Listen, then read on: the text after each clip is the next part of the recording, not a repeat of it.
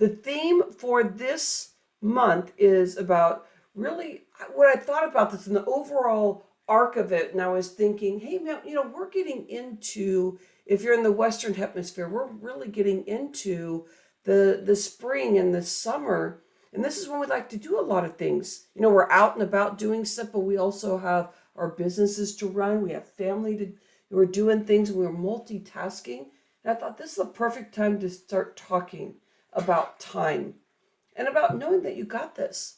And so for me lately this month, I've been talking a lot about bending time. The name of the theme is Time is on Your Side, Late No More Arriving.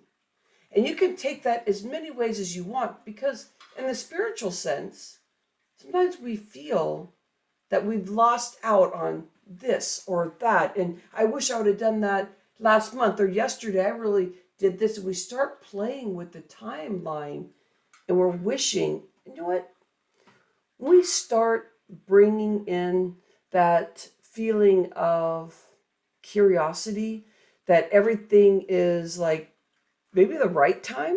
Maybe you thought you wanted to do something, a month ago or a year ago or 10 years ago. And my son's girlfriend was saying, I'm so sad because I'm turning 20.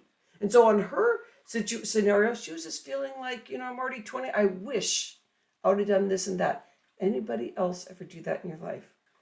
When I was 23, I had a big meltdown. I was like, I was supposed to be doing, we get hard on ourselves. So we can look at today's show and any of those. And that's why I want you to have this, because there's going to be things that are coming up and you get to review. And when you're watching us in podcast or being able to interact with us, that you really get to see your breakthroughs. Because have you ever seen a movie that just inspires you so much? Or you go to a concert and the vocals and the music and you're just into it. You're just like, oh my gosh, this is so awesome. It totally changes my world. Now life seems so easy. I feel so free. Oh my gosh, I can't wait till I do this tomorrow. And you make all these big goals and you're like, yeah. And I'm gonna do this, and all of a sudden everything just seems so free and easy.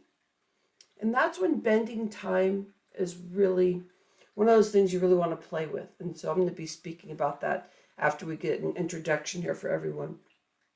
So bring that love in for yourself and bring it into that nervous system so it's all as one. And that breathing gets to be calmer.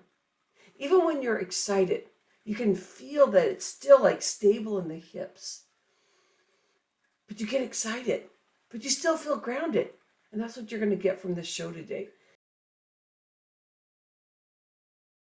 My friend, welcome in, Janine. Thank you. So glad to be here. These amazing women, powerful women, just grounded, power, empowered. I love it. I love being in this show. Yeah, let's bask in the enjoyment of this. Mm-hmm. My friend, we were talking about what you wanted to be speaking about. I know there's some things on your mind. There's been some things happening, and some actually this week, really starting to think about like the most recent things that you really want to talk about. Let's introduce that to the community. What's happening that's on your mind these days? So the biggest thing that's been on my mind, and it's a little bit different than what I mentioned to you the other day, is that what prevents people from knowing that something is going on with them emotionally that they may need to address? And you just mentioned safety. And I really think that plays into a big piece of why people don't always look at themselves in a way where they acknowledge what's really going on with themselves. And, as a therapist, that is critical, right? I have people coming to me all the time, but as a coach, I'm encountering people who don't even know that there's something wrong, who don't even have awareness that something is wrong, but you can see it when you meet them. And that's, I think, the biggest challenge that I have is how do you help them see that something may not be right for them without making them feel poorly, without making them feel like, hey, you got something wrong. Yeah. Why aren't you looking at that? Yeah. it's a gentle approach. And I definitely think safety is a piece of it, that I have to create a safe atmosphere for people to kind of bring that forward so we can look at it and help them feel better. Yeah. And this brings up something, Janine. What I'm thinking about, because yeah, you spoke about safety. Mhm. It's like sometimes you can see people, they really look happy, but it's like a like way up here, and you can't feel that grounding, and you can almost like feel this flutter if you're like real sensitive in that space. You can really start feeling it, and Mhm. you go, "You're right. There's something going on." But when you are talking to people, they're like, "Oh my gosh, that person's just so happy. There's nothing wrong with that." And then Janine, with your ears and knowing from the therapy world, and also as a coach, because you're transitioning to being a coach too, you're like, oh yeah, there's definitely something going on. You can start hearing the words and phrases that they're using, and or that they're just not breathing in flow, but they're really high, or they're really low, but they're not, like their energy, their undercurrent energy Mhm. is not there.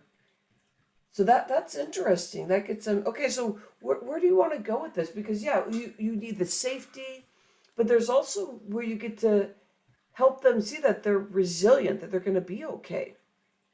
Yeah, I think that's a piece of it too. Not in that piece of safety is that I can help them realize that, hey, they've actually been through a lot. They can make it through, whatever I may be seeing. And not that what I'm seeing is the end all be all, but if I have some things that I notice that they could kind of tweak or work on to help them reach that next level for themselves, I Mm-hmm. definitely want to do that and build on their past resilience because we all don't get here if we're not resilient. But a lot of people don't even know that they have it. So I just find it interesting that there's a lack of awareness a lot of times in our emotional intelligence. We don't even know how to see things in us, or we may see things in others, and it's easier to point that out than look at ourselves. But I definitely think there's a key piece that we need to be looking at ourselves too, which is what I love about this group is that we're all willing to grow and kind of tweak the things that may not be working for us. Yeah, and that's a key point you said, because I like to partner with that with you. Because the Mhm. thing is that when we know, like we just see our journey and we're like, okay, there's I've cleared a lot of those things, and moving forward I'm still going to have things, so you don't have the judgment on that. You just Mhm. go, you just have like this love, like okay, somebody's having some big issues, but and it's just showing up, like somebody saying, man, there's always bad stuff that happens to me, like it's just me, like that just happens, and then people will start agreeing with them and you're like no, no, no, did you just see somebody smiled at you? Or did you just see yesterday, you won Right. $20 somewhere, and like they're still talking about all the bad things you go, and so you know that there's some, I don't know if it would be trauma or some scenarios that they are telling themselves that they can only see the stuff that's not working for them. That's to be a, I know I have a hard time starting in the morning when I'm not feeling real positive and good, and so carrying that throughout the day too must be really a challenge. Unless you don't know there's anything wrong, because I don't know. I know it's tricky. It's tricky because we don't want to get bogged down in all the icky stuff, just like you said. Yeah. But I think sometimes when we don't address what's really happening, like life is going at the speed of light, which seems like it's started to happen again since COVID's kind of lifting and we're getting out into the world and life is speeding up again. And we don't always slow down to check ourselves out and make sure that we're okay, Yeah. that our resilience is in place and then we can tolerate whatever life is throwing at us or coming at us because we're moving so quickly. In your resilience work, what we're talking about safety and stuff. Um, what kind of things would you maybe, I mean, I'm thinking about like tenacity, communication, like what would be kind of a thing you'd start partnering with them on, because they may not, if they don't know there's anything wrong, they're not going to ask you to be a coach of theirs, but you're just like, hey, you're one of my friends, or I just met you, but I'm hanging out with you, so let's talk about like positive stuff. Right. Through your resilience work, what would be some of the things you may want to, like a thing you'd want to partner with them on, or help them in conversation so you feel good in the atmosphere with them, and help them maybe shift into another level there? I think so there's six components of resilience. vision, composure, reasoning, tenacity, health, and community. And I think the biggest thing that I'd want to talk to people about is their vision. Is their life going the way they want it to go? And if it's not, what's what's keeping you from moving into that realm where you feel pretty amazing most days? Yeah. We're all going to have icky days, but what is that vision? What do you want in your life? What do you want to see happen that's not happening? Maybe in relationships or work, or maybe it's your health or it's your emotional health. It's both. Or maybe you don't have as much community support as you'd like. You don't have a network of close friends. So looking at all of those pieces and really figuring out, okay, in these areas, you've got some great stuff going on, but is it aligning with the vision and the dreams and the hopes you have for your life? So that's probably where I'd start. Yeah. Just I'm breathing that in. It's what you're saying is some big stuff. I like it. I like how you have all the components of resilience too, because what you can do then is when you start talking about vision, that's a great conversation. So let's say it's you that you're starting to recognize. Oh my gosh, that's me in the room. Have you ever done that where like everybody Mhm. seems positive, but you're speaking negative? Like this is like our early days before we started doing more of this work, but we can have a bad day and do something like that. And they're like, oh, here, wait, it's me that's negative. You start, and it's playful in a way that sometimes it kind of tears you up because that would Yeah. be the first thing maybe that we may tear ourselves up. Mhm. But then you know that there's tools out there.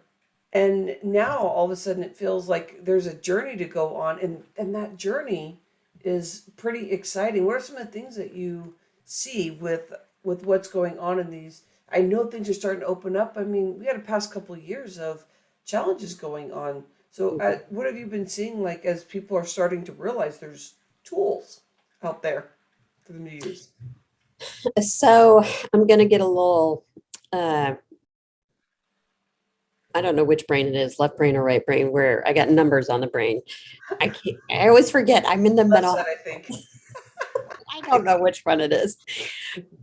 But as you know, I've been putting together some statistics, and I think people are really starting to realize is that COVID did a number on us, but it did a number on us because it opened our eyes to all the things that have been happening to us, and we're not feeling our best. Like there were significant increases in mental health issues last quarter of 2021 than even over the length of COVID, which I find interesting. It's like that second surge of COVID, which was Omicron, really threw people for a loop. We're like, oh, we had this hope that we were getting out of COVID, and then bam, there's Omicron again. And so it really awoke people and made them realize that, hey, maybe I'm not okay. Maybe I do need to look for some tools. And so I think people are waking up to the fact a little bit, even though I'm worried about people not being awake to their emotional health, is that they are waking up a little bit and maybe seeking help from their employers is where they start. Or seeking help from, there's a lot of apps out there like Calm, Breathe, Headspace, but there's even some apps like the Resilience app I have that tracks your well-being over a period of time. And I think people are starting to utilize this technology and these tools to help them see, oh, wow, maybe assess what's going on with them so they can actually get kind of a diagnosis so they can move forward and help themselves heal. So there are a lot of tools out there that I think people are seeking. And I think it does start a lot with employers. What's causing you to be incarcerated? You don't have to go to prison to be incarcerated. Your mind incarcerates you. You let other people incarcerate how you're going to live your life. You are limiting yourself. If you want to do something, we find a way. If you want to smoke cigarettes, you smoke them, right? You find that money to go buy that pack of cigarettes, to drink that alcohol, to do those drugs. In my case, I like drive through. I find the money to go get that burger. So you have to change what it is that you're after and then how you go after. And it's not going to happen overnight. I tell people all the time, You can't go and say, I've changed, and your actions don't match. And you can't say today, after you just did it yesterday, oh, I'm not going to do that anymore, because they're not going to believe you, because you don't have the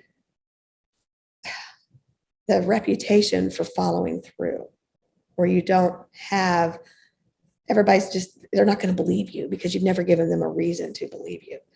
But when you change over time, a month goes by, 6 months goes by, a year goes by, now they're seeing results. Now they're seeing actual change. What does that look like? It looks like freedom. That's what it looks like. And you can't, sometimes you don't appreciate freedom if you've never lost it. And I don't mean being incarcerated or coming from Dr. Wang's situation. You can be incarcerated by your relationships. You know, I mean, look at the battered woman.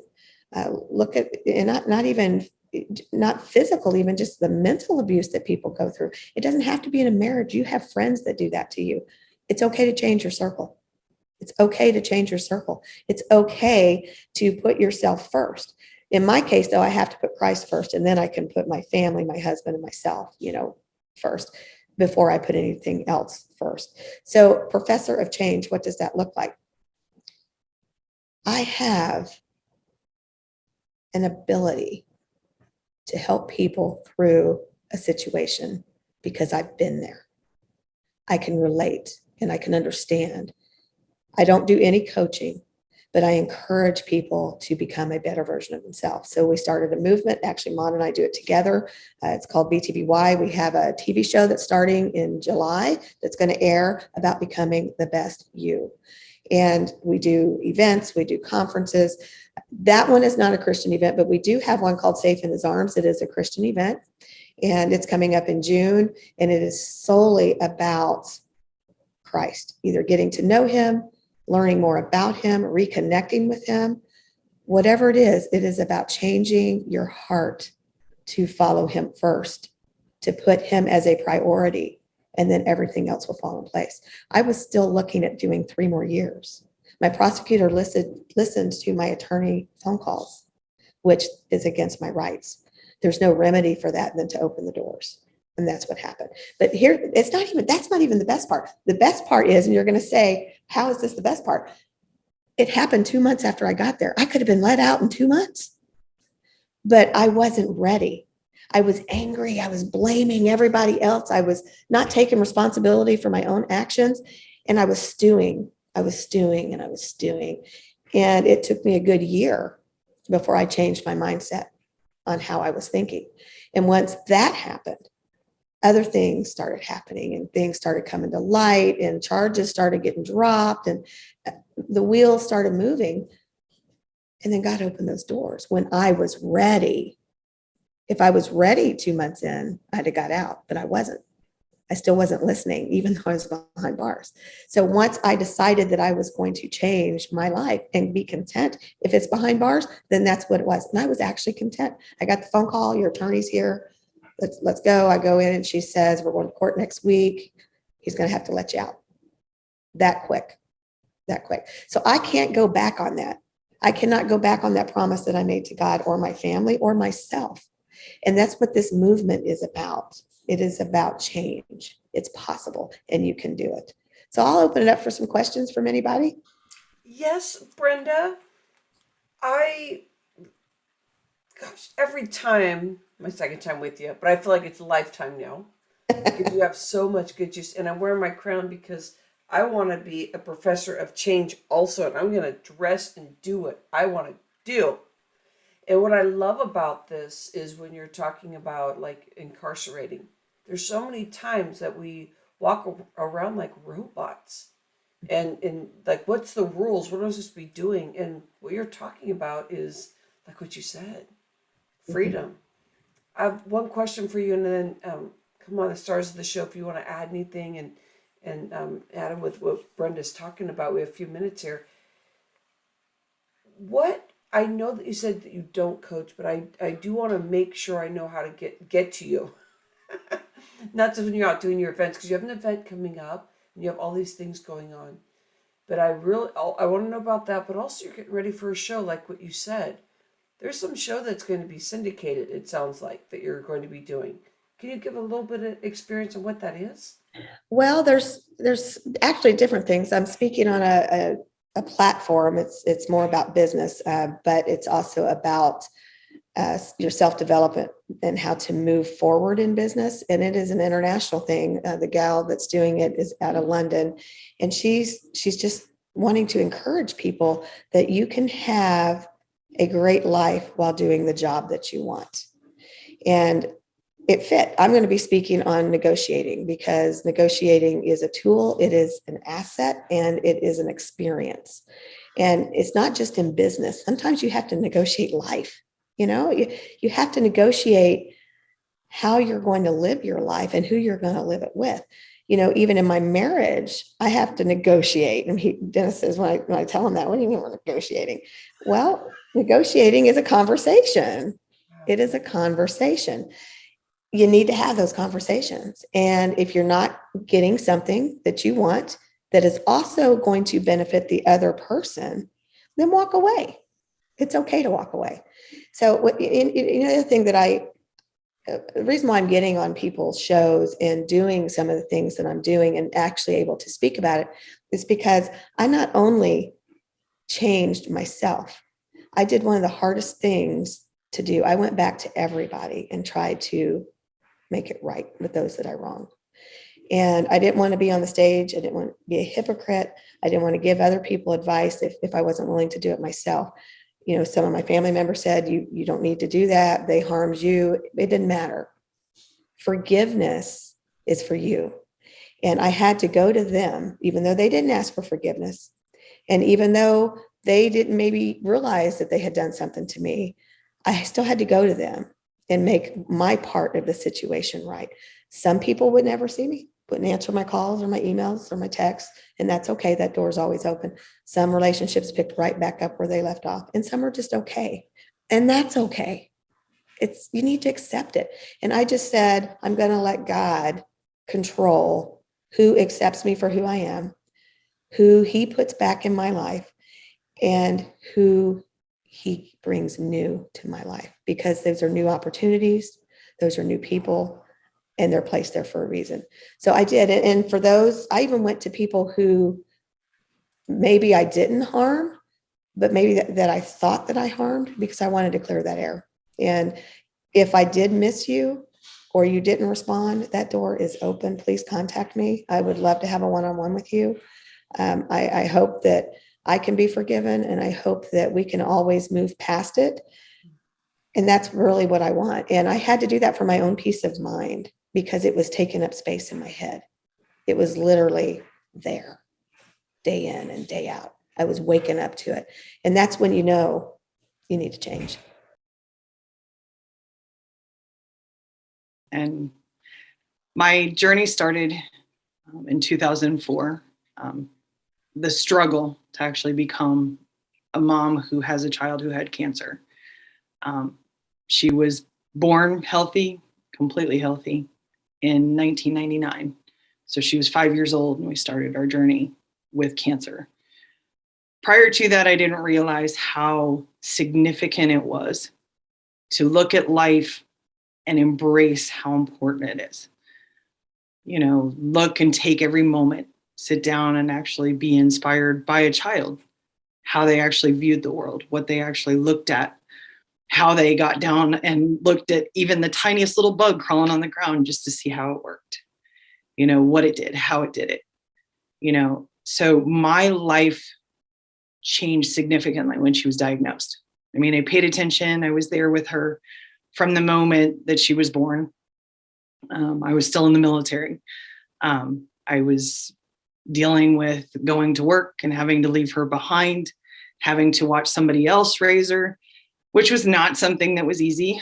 And then 6 months in, after I had her, I was told if I wanted to re-up in the military that I needed to send her to family. That moment, I was like, I can't do this. I have to be with her. I have to be around her. I have to watch her grow up. And I'm glad I did. I got out and I started doing different types of events and that kind of stuff. So that was how I started out in marketing, communication, that kind of stuff. I had a degree that I had before I got into the military that didn't necessarily go anywhere while I was in the military. But after I got out, it became something that the passion just grew. So seeing that and watching that, from the moment that she was little bitty, I would sit down and I would do arts and crafts projects with her, which I'm glad I did now because it's all I really have left of her. So those moments, sitting down, taking that time, enjoying moments with her, sharing little bitty things, anything from she decided to walk across the concrete with paint all over her feet, and I wound up with painted feet prints on the concrete for weeks, you know. But as soon as she started getting older, it was kind of one of those things, okay, well, how do I engage with her? How do I make her realize how much fun and inspiration she can actually go and create in others? Come to find out that the child was so much more inspiring than I could have ever been. So then 2004 came around. She was diagnosed with cancer. We went in and out of the hospital quite frequently. She spent her 5th birthday actually in the hospital in the emergency room, and we still didn't know what was going on with her. There was no diagnosis. There was no nothing. We were trying to figure out why she was having so many medical issues with regards to her tummy hurting, her back hurting. You know, she was peeing blood, so they were thinking that she had a urinary tract infection. So that struggle started then, trying to figure out exactly what was going on, how things went, you know, who we needed to talk to, how many different people we needed to talk to within the hospital, not realizing how much of a huge problem it was for children because there was not a direction. There was not anybody there to show them what was going on, what the procedures were, that kind of stuff. So that became a passion after we found out her diagnosis. So when in 2004, on February 21st, 2004, my little girl, there goes my mutt. It's totally good timing, right? So on February 21st, 2004, we actually got a diagnosis. She was diagnosed with bilateral Wilms tumor with a tumor thrombus in her heart. So what that means in layman's terms is that she had cancer of both of her kidneys, and that cancer actually traveled from her kidneys up through her inferior vena cava into her heart. So every time you heard her heartbeat, it was a double thud. So instead of it being a normal heartbeat where you'd actually hear the normal steady rhythm, it would sound like her heart was beating twice as fast. And I always said that that was her special trait. And then when they removed it, she sat there and she said, my special trait is gone. And I told her, I said, your special trait is never gone because you are your special trait. So after she was diagnosed, we got involved with everything that was going on within the hospital. She wandered up and down the hallways wearing her little clippy clop shoes, pretty princess dresses, crowns. She dressed up to go everywhere. She never went into surgery in anything less than a little ball gown. We actually had a few nursing staff that actually made sure that she had her clippy clop shoes that she could actually wear when she got out of surgery. They also dressed up her babies. But through her time and struggles with regards to cancer, trying to make it so that she could still be a kid. Because unfortunately, when you are a child who is diagnosed with cancer, you have to grow up very quickly. You don't have that element of fun. You don't have that element of, I want to go and I want to be me, you know? So she always asked, okay, Mom, well, if I do this, do I get to go play? When do I get to go play? How quickly do I get to go play? So I started looking at things. It's something that I do all the time. People ask why, but I look at life through her eyes, and I still do. I look at how she would actually go and embrace a moment. She may be laying in a hospital room, in a bed, not being able to move, not being able to go and do anything. and I would see what kind of fun we could actually go and create. There was more times than not that her hospital bed was a princess carriage, and she was wearing her crown and she was getting to go and be the princess. You know, we'd make up stories and we'd sit there and tell stories. We'd sit there and color. She could win against anyone playing Jen. It was her thing. You know, so because of that, you know, because of all the things that she did and all the things that she inspired in other people, because anybody who came around her, any person who interacted with her, that baby would sit there and she would inspire them to go and step outside of their comfort zone. They would go and find that happiness, that joy, that childlike quality that most adults lose. You know, so now as her mom, it's still something that I go and I take and I become. I make sure that when I start something or do something, I take that childlike quality and infuse it back into what I do. So with regards to marketing, communications, all that kind of stuff that we had all talked about before, it was part of my bio, that I take all those things and I actually make them a part of what I do. So I infuse anything and everything that I have and who I am into someone else's marketing. Let's just take a moment. So everyone, just uncross everything. And we're going to take 3 deep breaths. And the first breath, we're going to deeply breathe in through our lungs, into our belly. And this is everything that happened before this present moment. That what happened this morning, you're getting wherever you're going, you're looking here at this Zoom, wherever you are. So let's just take it in. Ready? In through your nose and then release through that mouth of ours.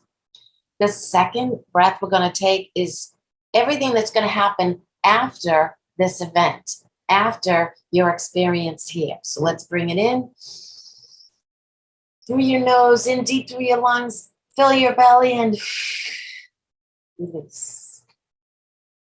And then this third breath is going to bring us right into the present moment, the here and now. And we're going to ask that wherever we are in the moment, we are going to hear the exact words that are going to speak to us, that are going to really penetrate our hearts. Let's bring it in. Deep through our nose, in through our lungs, deep belly. Release. Wow. The breath is so powerful. So thank you for participating and experiencing that. So my name is Heidi Wild, and I am wild about a lot of things. So I'm wild to talk about my experience and my journey so that perhaps it can help others, because I believe that our story, when we share it, we can have huge impact on people. And sometimes, many times, most times, we may not even know the impact we're having. People could be just going through their stuff. I will say that you never know what is going on behind someone's smile. So I want to share a little bit. This was me. I don't know if you can see that. So there was, I really related to what Brenda talked about earlier, about living a life outside of myself, getting that approval, doing the right thing, being the right, mom and daughter and neighbor and sister and employee, and just spinning on that hamster wheel and not taking time to even know who I am. And what Brenda also talked about is who rules your kingdom. How we can be incarcerated within ourselves, imprisoned, and not even know it, not even be aware of it. So a little bit about me. I am in my early 60s, which is, again, that time thing, right? And Maud, you brought in such beautiful reminders about the preciousness of the moment in time and, living through that child of ours, whether it's our own children or within ourselves. So I grew up in a home where I was a caretaker. My mom had polio before I was born. She was in a wheelchair, and she was one of my many significant role models. When I was born, I didn't know that it wasn't normal to have a mom that couldn't walk. And my mom showed me, I had really amazing parents. My dad supported my mom, took her all over the world. She was in a wheelchair, but she did not let that stop her. She was a teacher in the 50s when she got the virus, that polio. And during the time I was growing up, I watched her drive with hand controls. She spoke 6 languages fluently. She was the head of Mensa, which is a group with high IQ. She showed me, well, she was a guitar teacher too. She learned guitar music after she had polio, and she taught guitar lessons to all the neighborhood kids after school that would come to our house. And I even had a guitar, which I didn't ask for, but in 2nd grade, I got a guitar and I took lessons, and I paid $0.25 for my lessons so that she could show me the value of her time. And I watched her live. She had a lot of friends. This was in the 60s and 70s. She had Black friends and gay friends. We had hootenannies at my house. She read tarot cards. A lot of exposure to things. And one thing she taught me a lot. But I remember her teaching me that 2 things: to be different, to differentiate myself, which I did not want to do. I wanted to blend in. The last thing I wanted to do was be seen. So I had the long hair parted in the middle, down on my back, with my bell bottoms. I looked like everybody else. And she shared with me that if I don't get to know other people because of their differences, the way they look, the way they act, color of their skin, perhaps, their religion, whatever, then I might be the one missing out. I would probably be missing out on my best friends if I judge people by the way that they look or have these expectations. So when we step in to what we can really do, when we look outside of ourselves, then we can step into our capacity, which I really was learning throughout my life. So I got married in my mid-20s. I have 2 beautiful children now in their 30s. And my daughter is having a baby. I'm going to be a grandma, which is a whole shift of, just the wonders of life. And I ended up working for a couple jobs, and then I landed in a company that I stayed for 33 years. And it was Cellular One Boston, Singular, and AT&T. And throughout my career there, I had a stellar career, tremendous. I always saw, I was a visionary. So when I started as a temp, because I didn't want to be home, not, home with my baby. So one day a week I went in, this was when they had temp jobs back then.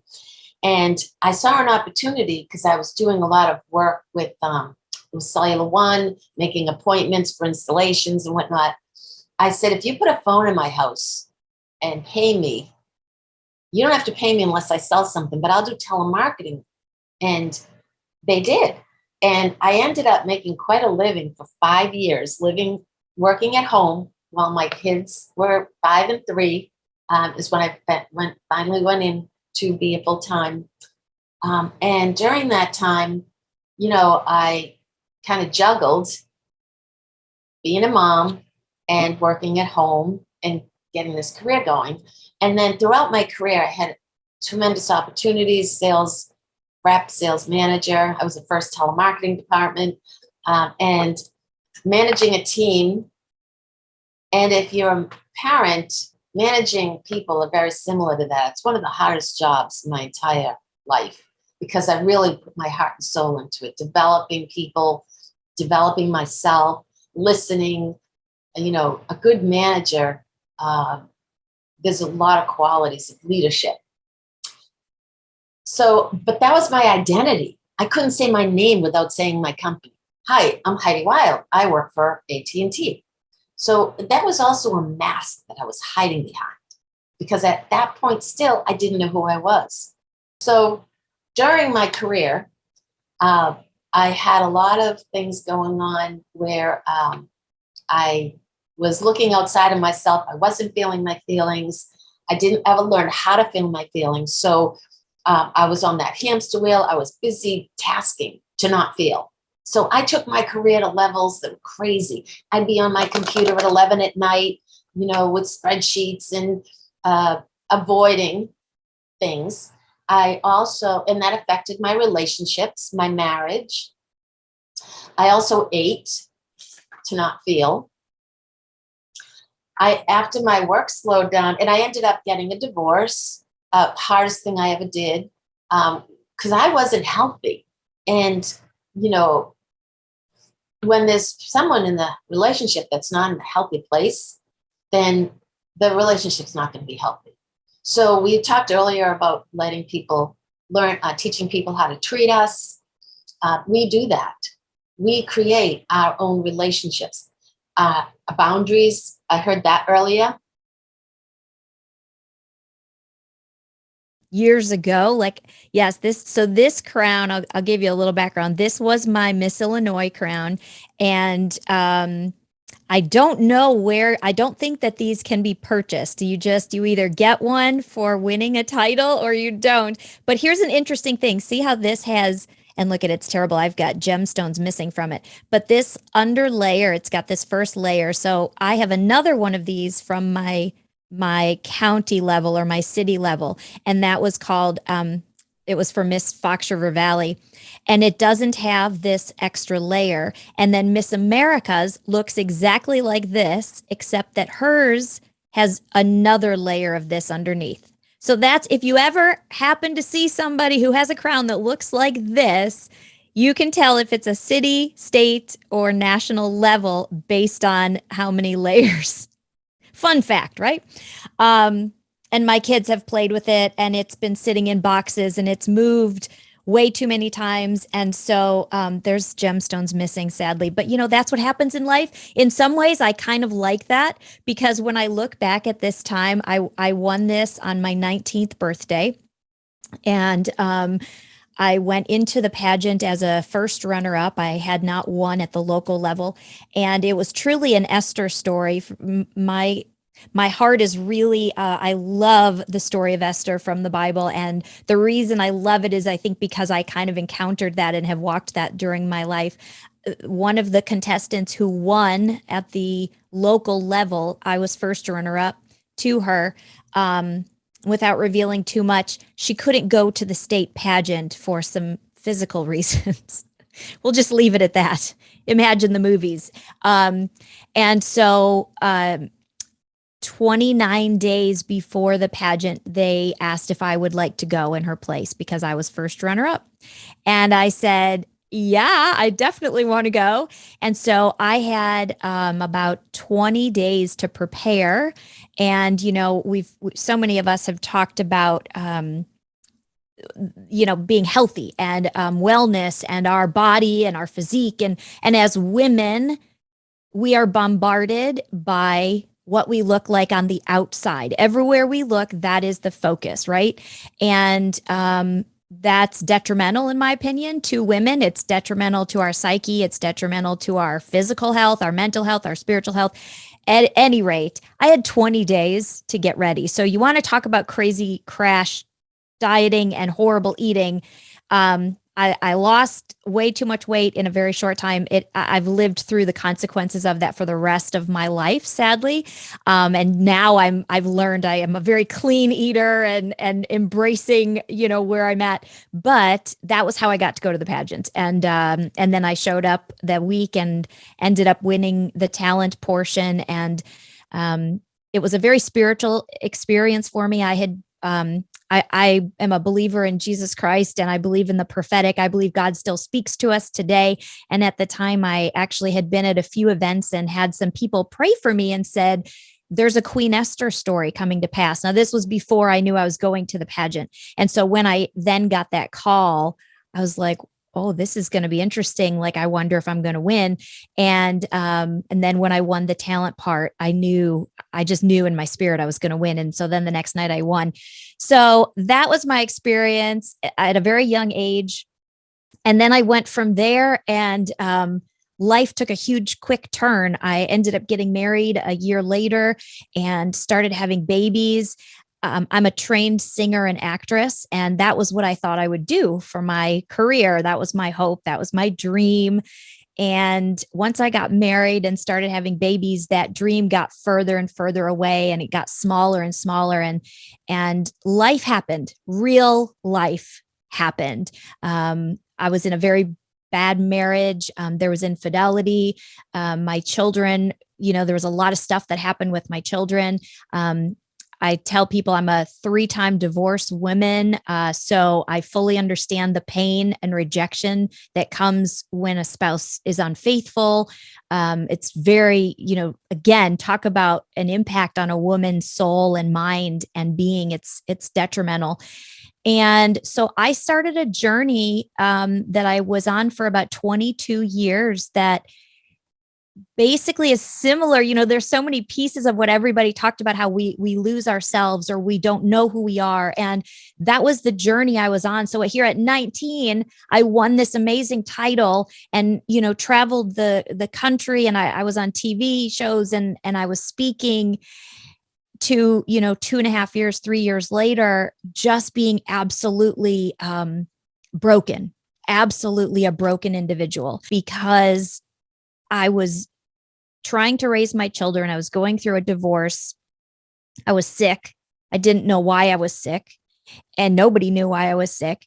And I just was becoming more distraught and more broken. And this little verse had come to me. Someone had said, God will turn the ashes of your life into something beautiful. It's in Isaiah 61:3, and it says that he will crown you with beauty instead of ashes. And I was like, that's nice. I mean, literally, I was like, yeah, that's great. Good. Thanks for telling me. Yeah, I don't really want to hear it. I mean, I'm an honest person. I say it as it is. And that was what I thought. And my prayers would be, God, where are you? God, please help me. God, come and fix this. God, come rescue me. It was these desperate prayers. And I know God heard them, but that wasn't what he was looking for.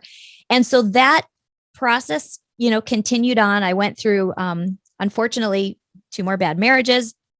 And at the end of the 3rd marriage, which was about 2.5, 3 years ago, I love counseling. I'm a big supporter. You get a good counselor, somebody who can help you walk through your areas of life. Because here's the thing, we all carry trauma. I love my parents. I have a fantastic family, and I've grown up in a fantastic family, but my parents are human. And so they've done things that of course have caused harm or trauma to me. I've done it to my kids. We live in a fallen world. And so that's always going to be there. And so when I started to really get to the end of this last marriage, I was heartbroken. All I ever wanted when I was young, other than to be an actress and a singer, was to be married. Like, I would pray for my husband when I have journals from when I was 10 years old. You talk about like your journals, I journaled my entire life. I love journaling. And I used to pray for my husband. And I'm like, how is it that I can have prayed my entire life for a husband and had all these horrible marriages? Like, what am I missing? And I got to a point where I realized, okay, the only common denominator is me. And my journey went for 10 years of trying to figure out who I was. So my very first thing I did was I moved in. My very first roommates out of high school, who I didn't know, I just met them on the streets, turned out to be a Black male probation officer, a white gay cab driver, and Kathy, my roommate, got a job as a Playboy bunny at the Playboy Mansion in Chicago. So she got me an interview to interview with the bunny mother, and the bunny mother hired me to be a Playboy bunny. But when she gave me the costume to take home and told me I had to come back with fingernails and fake eyelashes and stiletto heels, I went back the next day and returned it and said, that's just way too feminine for me. I could handle wearing the bunny costume, but the femininity of makeup and all that was way too much for me. So I turned down the job. But again, we had an amazing, I mean, that 1 year living with those people, those roommates, we partied at the mansion with all of, the bunnies and Hugh Hefner. But my favorite band of the 70s was Emerson, Lake and Palmer. And so we went to that concert and it was sold out. And Kathy got us backstage by flashing her Playboy ID. And I was smart. At 18 years old, I had this knowledge. Well, if we're backstage, I'm going to monetize this. And I'm going to make sure I meet all the concert promoters. And Tanya's laughing because I'm a major networker. I network for everyone. So I learned this, Tanya, at 18, of how to network backstage. So before the concert was over, I knew all the concert promoters, the record label people, the lighting, sound guys, the roadies. And so before the concert was over, I started to date the roadie from Emerson, Lake and Palmer, who also worked for James Gang in Black Oak, Arkansas, who wanted me to get married to him and move to Arkansas. And so I traveled around, and I wasn't a groupie because Kenny was my boyfriend. But I knew everyone. And so at 18 years old, at 19, I broke up with Kenny and I hitchhiked to Phoenix, Arizona, where I met a girl named Michelle, and her and I hitchhiked to Oregon. And I lived in Phoenix for about 8 months, then Oregon, and then we ended up in San Diego. And when I got to San Diego, I was at a bar and I met this really cute guy who was a surfer, but he was also a cocaine dealer. And so within a few months, I started snorting cocaine. And it just started to just be gradual. And I was bartending. And the next thing I know, I met another man who owned a place in San Diego called the Body Shop. And he had said to me, Jill, it's not what you think, because I thought every stripper were prostitutes and disgusting. So he said, let me just show you. So he brought me there. It turned out the women that worked there, one was Miss Nude World, were like tens, beautiful women. Lots of them had college degrees and they just wanted to earn extra money. And this club wouldn't let any of the the clients, the guests, touch the women, and they had bouncers to protect us. So what I loved is I went up on stage and realized in one set, 3 songs, I can make $100 in the 70s off of one set. And so I started to do this. Well, what people don't understand about dancers is most of us, I think 99.9, have been sexually abused. And it's the dancing on stage that gave me power to have men not touch me, but I could entice them and have control over them. And so it was a way for me to get back at abusers. And I didn't realize that. And so now I had a whole new concept of why women become prostitutes or dancers, and even men, because of sexual abuse issues. And I never understood that. Well, what I came to find out is it takes your soul. You're exhausted both emotionally, physically, and sexually and spiritually. And so I did this for a period of time, which led me to more and more and more cocaine.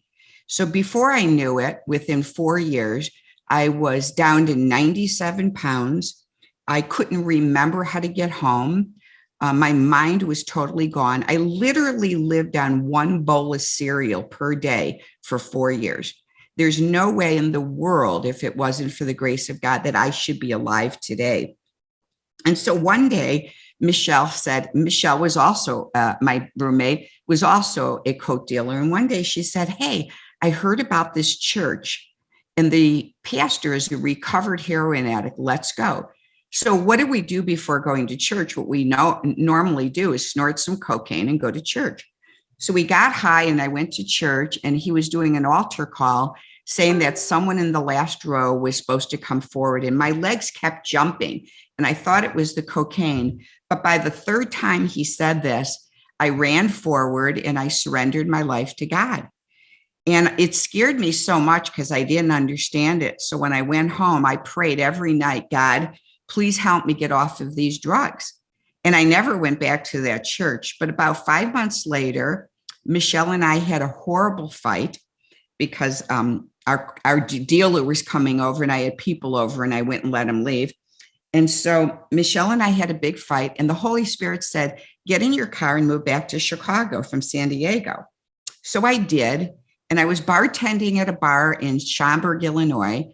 And this person at the bar talked about this new church down the street that had just opened up. And so I thought, well, let's start going there. So I started going to this church, Willow Creek, and this was in 1980, 81. And they had just opened up. And I got really involved with the singles ministry and started going and getting involved with Bible studies. My life was starting to get normal, and I had less and less desire to use drugs.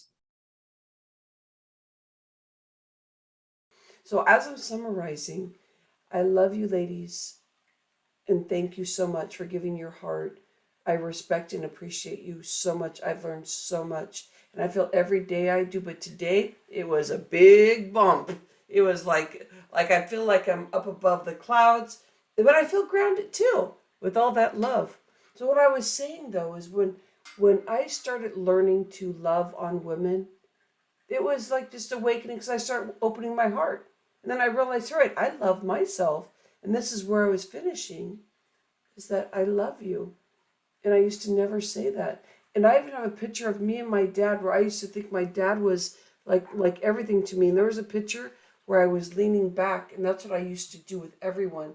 I always had this thing where I'd push back and I go, why do I do that? So look at your body movement. Look at how you feel. Find the freedom, because all is oneness. We're talking about health. We're talking about business. We're talking about relationships. We're talking about everything. Love you. Have a wonderful day, everyone. Thank you so much.